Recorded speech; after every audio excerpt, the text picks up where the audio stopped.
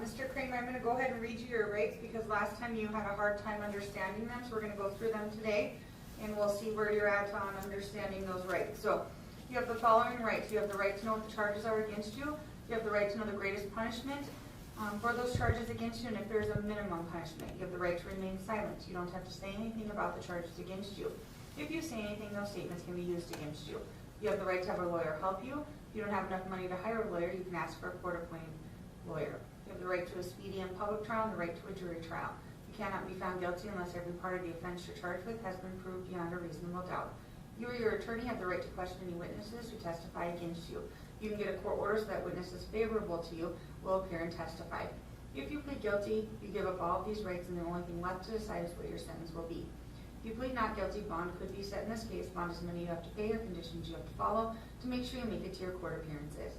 If you are here for a felony, you have the right to a probable cause hearing called a preliminary hearing. Do you understand all of those rights, Mr. Cramer? Yes, I do. The reason we're having... I've been on the phone all this time. Mr. McCabe?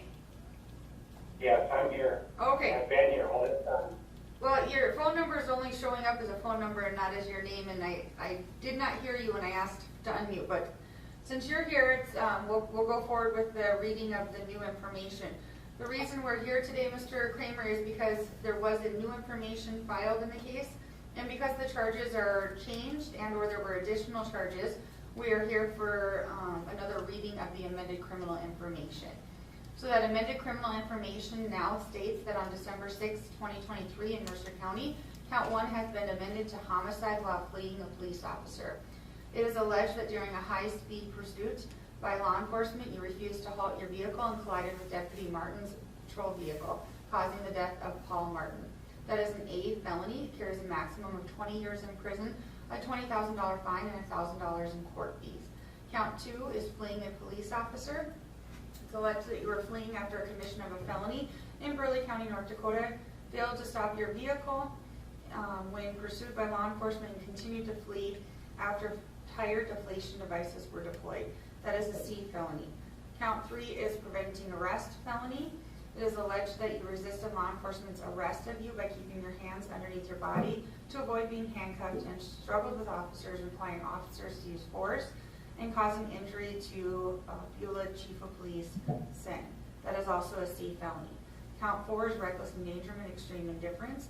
It is alleged that you created a substantial risk of serious bodily injury by driving past a few deputies and police officers and a bystanding motorist at excess speeds of 100 miles per hour.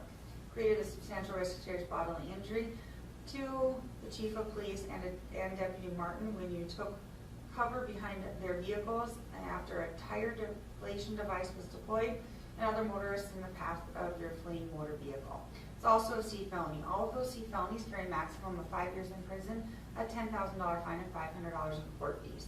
Count 5 is possession of controlled substance methamphetamine. It is alleged that you were in possession of 3.36 grams of methamphetamine. That is a C or an A misdemeanor. Count 6 is possession of a controlled substance cocaine. It's alleged that you were in possession of 4.45 grams of cocaine, also an A misdemeanor. Count 7 is possession of drug paraphernalia. It's alleged that you used or possessed with intent to use drug paraphernalia, specifically used baggies, 2 rolled up dollar bills, a homemade smoking device, a rebreather mask, and a rubber hose with residue, and multiple other smoking devices with residue. That is also an A misdemeanor. All of those A misdemeanors carry a maximum of 360 days in jail, $3,000 fine, and $300 in court fees. Count 8 is driving under suspension. That is a B misdemeanor. Carries a maximum of 30 days in jail, $1,500 fine, and $225 in court fees. Count 9 is possession of a controlled substance marijuana less than 1/2 ounce. That is an infraction carrying a maximum of $1,000 fine. Do you understand all 9 of those charges? Yes, I do. Mr. McCabe, have you been able to make a decision on whether you're going to be filing an order for a mental health evaluation? Your Honor, I'm still in the process of gathering information on that.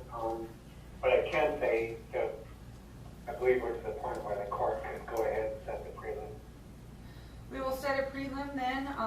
We'll have to get that set on my calendar when I have time to get down to Mercer County, so you'll get notice of that probably in the next couple days. Any reason we need to set bond, Mr. Schwartz, or readdress bond? Your Honor, the charges have been increased from a B to an A felony, but I believe the $500,000 cash is sufficient.